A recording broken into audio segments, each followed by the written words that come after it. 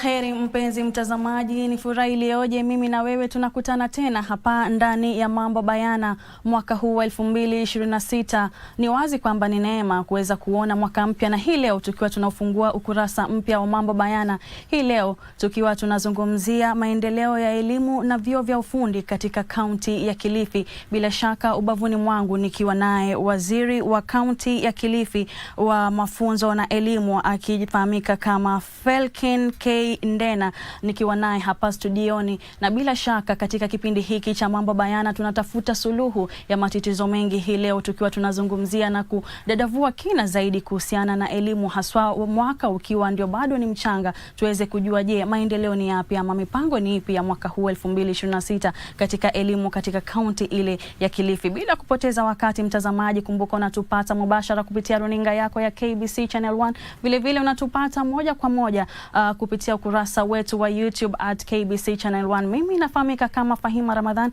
Usibanduke ulipo mtazamaji, moja kwa moja niweze kuchukua fursa hii kumkaribisha mgeni wetu. Shukran sana Waziri Falken, na shukran sana kwa kutenga muda huu na kufika mahali hapa. Labda kwa manufaa ya mtazamaji ambaye hakufahamu safari yako kabla ya kuwa waziri wa elimu katika kaunti ya Kilifi ni ipi, na vipi hatua zilikuwaje hadi kufikia kupata cheo hiki na hadi kuwa na sisi siku ya leo? Karibu sana waziri.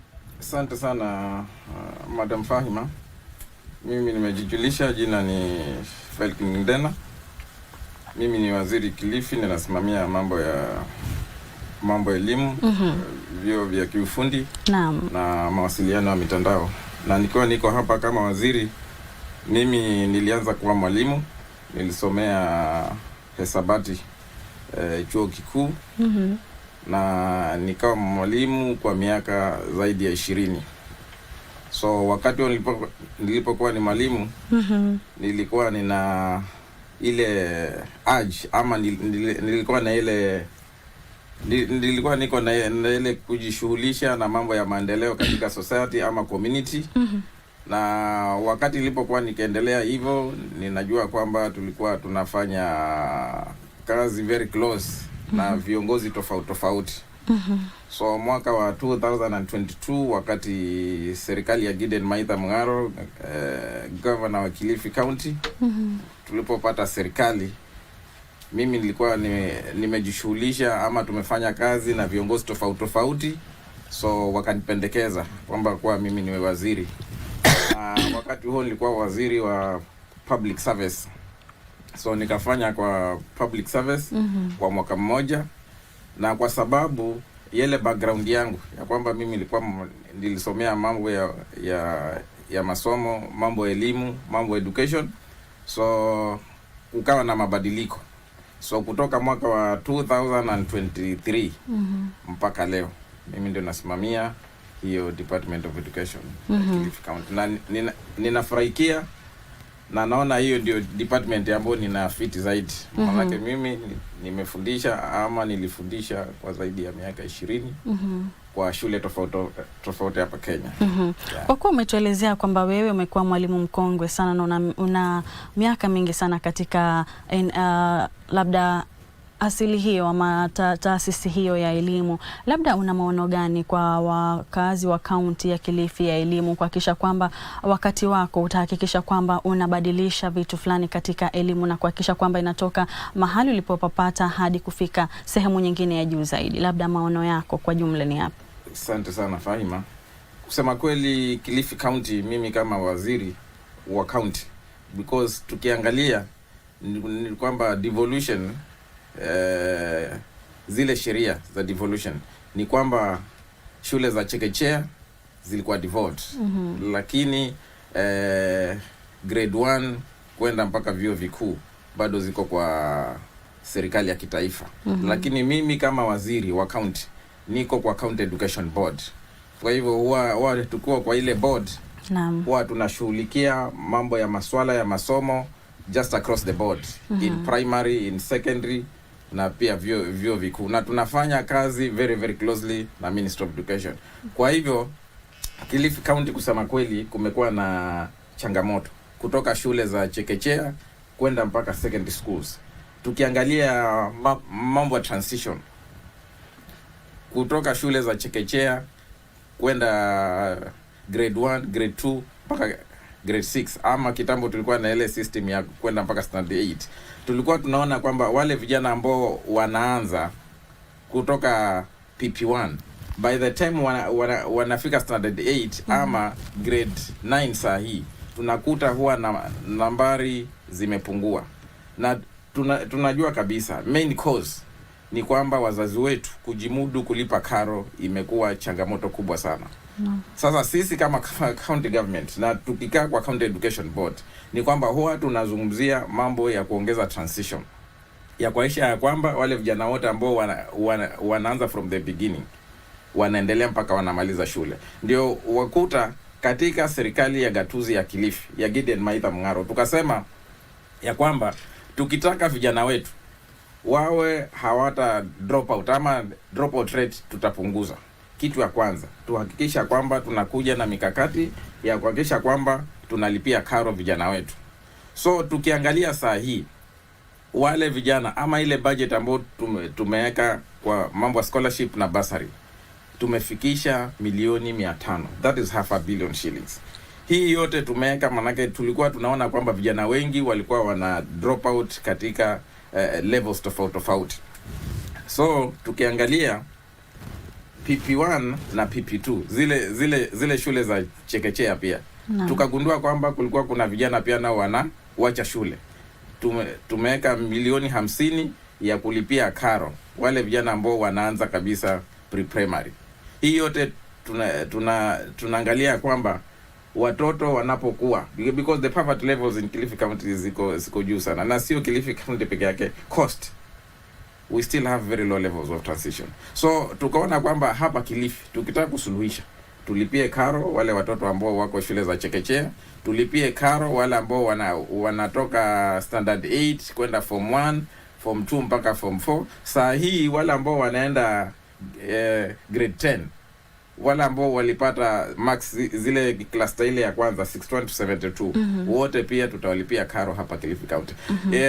Wale ambao sasa wanaenda form 3, wale ambao wana ile system ya 844, wale vijana wako 2310, wale vijana tutawalipia karo mpaka wende mpaka hiyo. Tukisalia hapo Bwana Waziri, labda umesema kwamba mnaweza kuwalipia wanafunzi, baadhi ya wanafunzi ambao wanafanya vizuri na vile vile wengine mnawasaidia na basari zile za shule. Je, ni asilimia ngapi ambao mnawatolea pale darasani kuhakikisha kwamba wanaweza kusoma vizuri bila kupata tatizo la kufukuzwa karo vile vile, kwa sababu kuna wengine hali zao ni za duni mno, na vile vile labda mkiwasaidia kwa asilimia fulani, labda utuweke wazi katika asilimia mnazowasaidia wanafunzi wale wanafunzi ambao wanaenda shule za kitaifa tunawalipia 100% fees. Tunalipa karo zote. So tuko na ile list ya wale vijana wote ambao wako shule za kitaifa. Na Fahima, nimekwambia ile program tulileta kwa sababu tuligundua kwamba vijana wetu ambao wanaenda zile shule mzuri wakati mwingi ndio wako na challenges nyingi sana. So wana drop out wakati wa kwenda university ama vyuo vikuu ama vyuo tofauti, zile numbers zinakuwa ziko chini. Kwa hivyo tukasema ile kuhakikisha kwamba tumetoa cushion kabisa wote.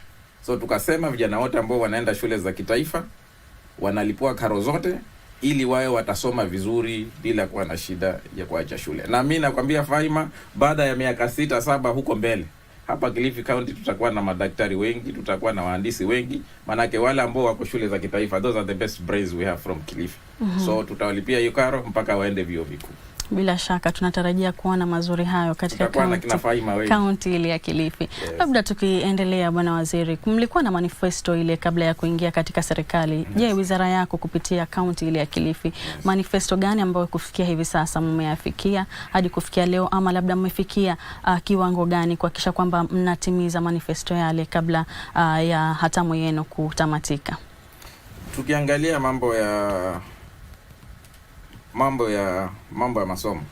So situzungumzie ama tuzungumzie mpaka vitu zingine, tuzungumzie mambo ya masomo. Manifesto yenu ya elimu katika kaunti ile ya Kilifi, je, mmefikia wapi katika kutekeleza manifesto ile mliotoa hadi kwa wana Kilifi wakati wa kutafuta nafasi zile kupitia kaunti ya Kilifi, wizara yako ishirikiana na kaunti ile ya Kilifi? Tukiangalia manifesto ya governor ile ambayo tuko nayo, naam, ni kwamba hiyo manifesto ndio tumetumia kutengeneza ADP, the annual development plan ya county. Hiyo ndio tunatumia kutengeneza budget. So the manifesto ndio tunaitumia kama blueprint ya kutengenezea ADP, kutengenezea budget. Kwa hivyo tukiangalia hiyo manifesto, tulikuwa tumeweka mambo ya kuongeza transition ama wanafunzi, kama wale wanafunzi wa shule za chekechea. In 2022 tulikuwa na 45,000. Sasa wale wanafunzi wako shule za chekechea wako 61,000. Hiyo ni kwa sababu ya program ambazo tumekuja nazo. Tumejenga shule zaidi. Sasa kuna shule 73 tunazijenga. Pia recruit walimu zaidi, na pia tuko na feeding program kwa shule, na pia tuko na hii mradi ya kulipia fees. Na tunajua kabisa hii mradi ya kulipia karo tukiendelesha, hizi namba za watoto katika shule za chekechea zitakuwa juu zaidi. Yes. Tukisalia hapo hapo, Bwana Waziri, umetaja kuhusu kuzungumzia miundombinu na kujenga madarasa ya shule. Baada ya mtaala wa CBC kuweza kutumika, kumekuwa na uhitaji zaidi wa madarasa ya grade ya 9 na hata grade ya 10, na kumekuwa na matatizo hasa katika shule za serikali kuweza kutimiza hili kwa wakati ufao. Je, katika kaunti ya Kilifi mmefikisha wapi jambo hili, ama mmejenga madarasa mangapi ya ziada kufikia hivi sasa? Labda maeneo fulani labda yenye uhitaji zaidi, je, mmeweza kuhakikisha kwamba wanafunzi wako sawa darasani, haswa katika vilasi ambavyo vimeweza kuongezwa kupitia mtaala mpya wa CBC? Tukiangalia mambo ya miundo misingi, Fahima, ni kwamba Kilifi County iko diverse, ama kuko na populations, kuna pahali kwingine watu wako mbalimbali. So kule ndio tumepata shida, manake watoto huwa wanatembea muda mrefu kwenda shuleni. So tumefanya mapping. Zile shule ambazo tunazijenga sahi, shule 73. Tumemap kule ambako watoto wanatembea long distances kwenda shuleni, na hawa ni watoto wadogo. Kwa hivyo tutahakikisha ya kwamba pale pahali popote ambapo watoto wanapata shida ya kutembea muda mrefu kufika shuleni, tutahakikisha kwamba tunaweka shule kule, tunapeleka walimu na tunapeleka vifaa vyote ili hawa watoto wetu ambao wanasoma wao watasoma. Zile shule ambazo tuko nazo sasa ni 812. Tunataka kuweka kwenye hii financial year shule 73 zaidi. Kwa hivyo by the time tukimaliza tutakuwa na kama shule 900. Na pia populations watu wanaendelea kuongezeka. Watu wanaendelea kuwa wengi. Kwa hivyo tunapokuwa wengi zaidi, sisi kama serikali tutahakikisha kwamba wakati tunafanya needs analysis kwenye the communities, ama kuna zile zinaitwa public participation, kwenye zile forums za public participation, pale ambapo wananchi watasema wanataka shule, tutahakikisha kwamba tumetengeneza shule pale ili watoto wao watafika waende wasome. Changamoto ziko ninajua, because tukisema provide kila kitu 100% haiwezekani. Lakini kama serikali tunafanya needs analysis, tunafanya priorities ili kuhakikisha kwamba mambo ya elimu Kilifi County tumepatia first priority. Na nimesema katika manifesto ya governor ya Gideon Maitha Mung'aro, tulisema tutahakikisha kwamba vijana wengi zaidi wanaenda shule.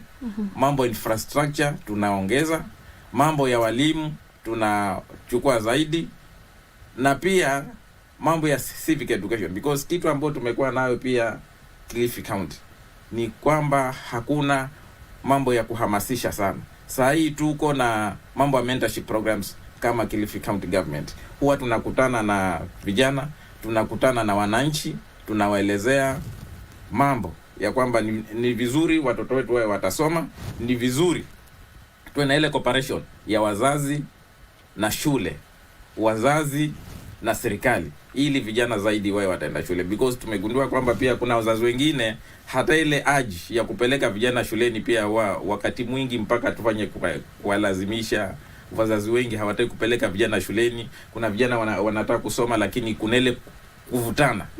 Kwa hivyo huwa tunakuwa na barazas, tunakuwa na mikutano na tunaelimisha wazazi. Janga Bwana Waziri, janga la mimba za mapema limekuwa donda sugu katika kaunti ya Kilifi na limekuwa likipelekea watoto wengi kuweza kuacha shule bila kumaliza labda kusoma. Je, hili mmeliangaziaje katika serikali yenu na kuhakikisha kwamba hili linaweza kuzikwa katika kaburi la sahau katika muda usiokuwa mrefu? Asante sana Faima, kusema kweli tukiangalia takrimu kufikia saa hii mambo ya mimba za mapema tumepunguza sana Kilifi County.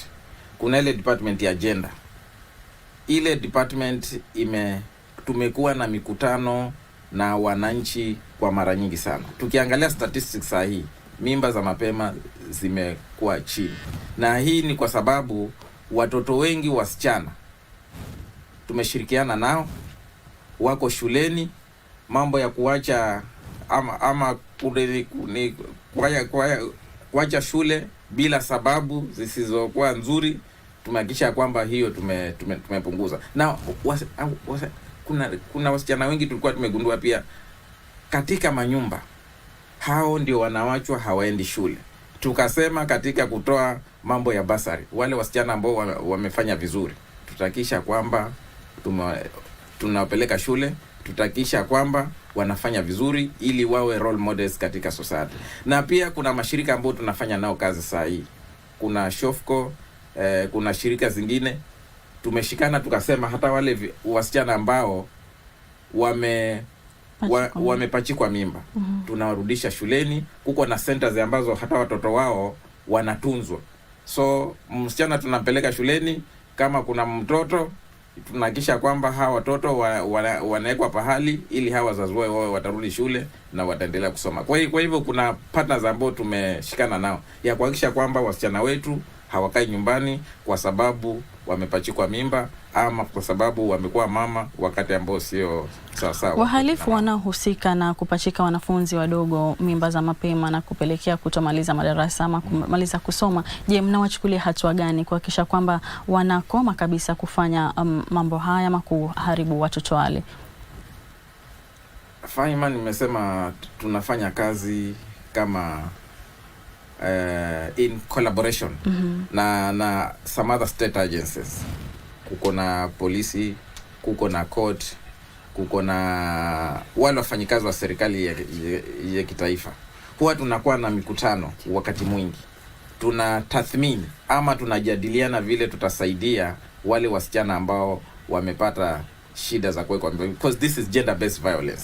So kuna ile Gender Act, kwa sababu kuna kuchukulia mtu hatua na kuna wengine labda wakiingia pale gerezani ama wakiweza kupelekewa mashtaka wakaweza kutoa labda hongo na baada ya muda usio mrefu wakatoka na kuendeleza tendo hilo. Ndio maana nauliza labda kuna ushirikiano wote kati ya wizara yako na labda asasi za usalama kuhakikisha kwamba watu hao wanachukuliwa hatua za muda na kuhakikisha kwamba wanaadhibiwa vilivyo. Ndio nimesema katika hii serikali ya county government tunafanya kazi na vitengo tofauti vya serikali. Kuko na polisi, kuko na the national government arms. So huwa tuko na mikutano ambao huwa tunafanya because nyingi ya hizi vitu ambazo zinakuwa mimba za wasichana, they are based on gender based violence. So wakati mwingi tunapopata, because sisi kama serikali tunafanya ile tracing, hawa wasichana wako wapi, mimba ziliekwa na nani, na tunapopata kesi kama hizi huwa tuna involve the police. So wakati polisi wanapochukua hizi kesi huwa zinapelekwa kotini. So wengi ya wale ambao wanapelekwa kotini huwa sisi wenyewe tunafuatilizia mpaka tuhakikisha kwamba haki ya wale wasichana imepatikana. Maanake wakati mwingi tumekuta hata wazazi wenyewe wanawaficha hawa wasichana. Kuna kesi zingine hata ni za wazazi.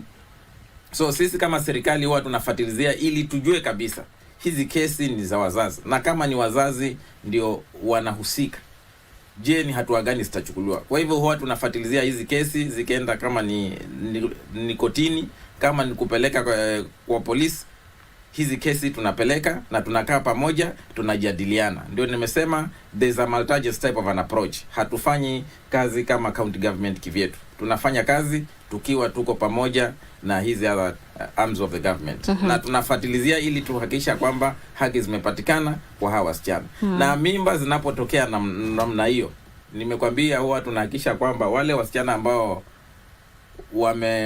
wamepachikwa hizo mimba wanakuwa wanaweza kurudi shule na kuendelea na masomo. Tukiachana na hayo, Bwana Waziri, umekuwa mwalimu mkongwe kwa muda mrefu, umekuwa katika tasnia hii ya walimu.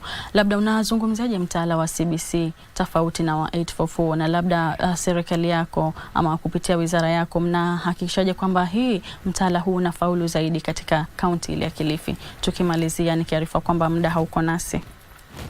Asante sana. Tukiangalia hizi Systems Bill of Education, the 844 na CBE, ni kwamba kuko na tofauti. CBE ni mtaala unao ama tunashughulikia sana mambo ya talanta ama mambo ya kuangalia watoto wanaweza kufanya nini katika maisha. Hii system ambayo tuko nayo hapa iko na ile aji ya kuhakikisha kwamba kijana anafanya kile kitu ambayo yataka ama kile kitu ambayo yaweza fanya katika maisha. So we look at interest, tunaangalia pia capacity ya mwanafunzi. So katika huu mtaala ni kitu ya kwamba sisi kama county government tumeanza training ya walimu kwa hizi CD centers. Walimu wote tunawatrain on digital skills. Tumeanza kuprovide tablets kwa mashule zote Kilifi County. Manake tunataka vijana wetu wawe watajifundisha mambo ya kompyuta wakiwa PP1 na PP2. Because nyingi ya masomo ambao saa hii tutaenda ni kwamba vijana ni wawe wanaweza fanya research, vijana wawe wanaweza fikiria mambo ya kubuni wakiwa bado wako vijana wadogo. Kwa hivyo kama county government tumekuwa na program ya digital learning kutoka PP1 na PP2 ili vijana wetu wapate field ama wapate ile time ya kuwa wabunifu, wapate ile time ya kufanya research, wapate time ya kutangamana na vitu tofauti tofauti kwenye mitandao. Kwa hivyo hiyo program kama county government tunaendelesha digital learning kutoka PP1 na PP2. Na hiyo ndio tutakisha kwamba vijana wetu wanapoenda grade 1, grade 2 na kuendelea mbele, vichwa vyao vimepanuka ama wanaweza fikiria beyond mambo ya kwenye vitabu. Shule za ufundi katika kaunti ya Kilifi zimepiga hatua gani kufikia sasa kuhakikisha kwamba wale ambao hawajafuzu darasani wanapata taaluma zingine za mikono na kuanza kujiendeleza? Je, mnawasaidiaje na haswa wale ambao hawana ada ya kulipia vyuo kama vile pia? Asante sana Fahima. Kusema kweli vyuo vya kiufundi Kilifi viko 42 na tunajenga zingine 2. Na kusema kweli vyuo vyetu vya kiufundi Kilifi County kutoka mwaka wa 2022 tuchukue hii serikali, kuna mambo mingi tumefanya youth empowerment programs nyingi sana. Na tukiangalia ile population ama wale wanafunzi ambao kwenye vyuo vya kiufundi Kilifi County walikuwa 5,200 in 2022. Sasa wale wanafunzi tumefikisha 8,200. Na bado tulipitisha sheria ya kwamba vijana wote ambao wanaenda katika hizi vocational training centers tutawalipia karo, lakini bado zile pesa hatujaweka katika budget. Lakini ninasema kuendelea mbele, tunataka vijana wengi zaidi waende katika hizi vyuo ili wawe na skills za kuwasaidia katika maisha. Youth empowerment tuko nayo katika manifesto ya governor, na hata zile vocational training centers ambazo tuko nazo saa hii tumewekezea sana kwa mambo ya digital skilling. Vijana wengi katika zile vyuo, tukiangalia saa hii kuko na wifi, tukiangalia tuko na computers, tukiangalia tuko na facilities nyingi zaidi tumepeleka ili vijana wetu wawe watapata skills za kujisaidia katika maisha. Na hii program tumesema kwamba target tunataka tuendeshe ama tungangane mpaka tufikishe at least 20 youths. Na si lazima wale ambao wamefika form 4. Hizi vocational training centers vijana wote wale ambao wanataka kusoma wanaruhusiwa kwenda kusoma. Yes. Wazazi wengi wamekuwa wakipeleka wanafunzi shuleni na kuamua kwamba ashampeleka shuleni basi kazi yake imeisha kuanzia pale. Labda nikupa fursa hii tukimalizia, ukizungumza na mzazi kuhakikisha nafasi yake iko wapi, kuhakikisha kwamba mwanafunzi anaweza kufaulu darasani na kuweza kumaliza chuo na vile vile kufaulu mitihani yake.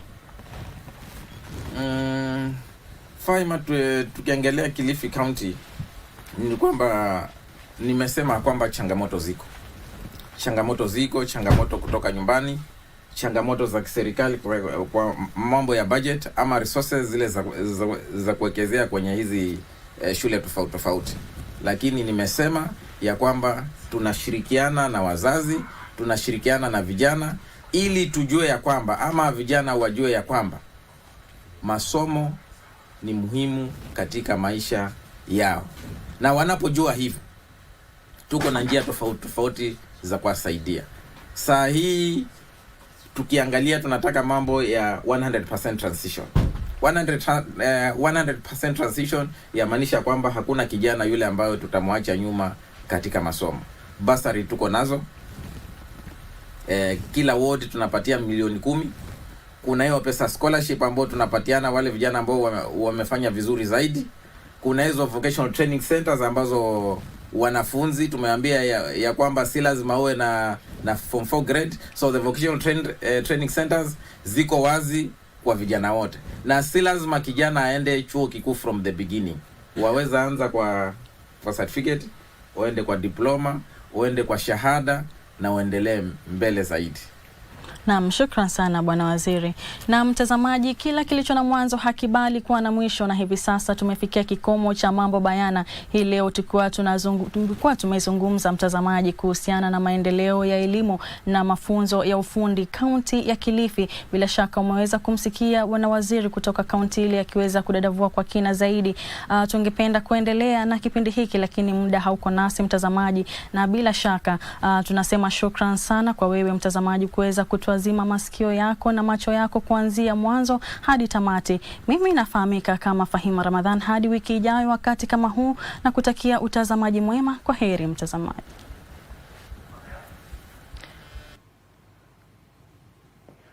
Na bila shaka mtazamaji, kama alivyosema hapo Fahima, imekuwa mahojiano mazuri sana tukiweza kuelezewa hali ya masomo hasa kwa mtoto wa kike katika kaunti ya Kilifi, ikizingatiwa kuwa ni mojawapo ya kaunti ambazo hupigana na mimba za mapema ama ndoa za mapema, na pia wana watoto tu wa kike kuweza kuacha shule kwa matatizo mengi ambayo ya kijamii. Na hivyo tumeweza kuona kuwa alivyozungumza waziri huyo ni kuwa bila shaka kaunti hiyo inajitahidi kuweza kutoa suluhu kuhakikisha kuwa mtoto wa kike ameweza kusalia shule. Na mtazamaji, endelea kutazama Kozacha na sehemu ikiwa ni Mambo Bayana, na tunakwenda mapumzikoni. Usiende mbali, baada ya muda usio mrefu tutarejea hapa tuweze kupeleka kwenye mahojiano mengine ya moja kwa moja ya naye Rashid Mwamkondo ambaye atakuwa anazungumza naye Maluda Eliab ambaye ni mjasiriamali wa vipaji. Usiende mbali.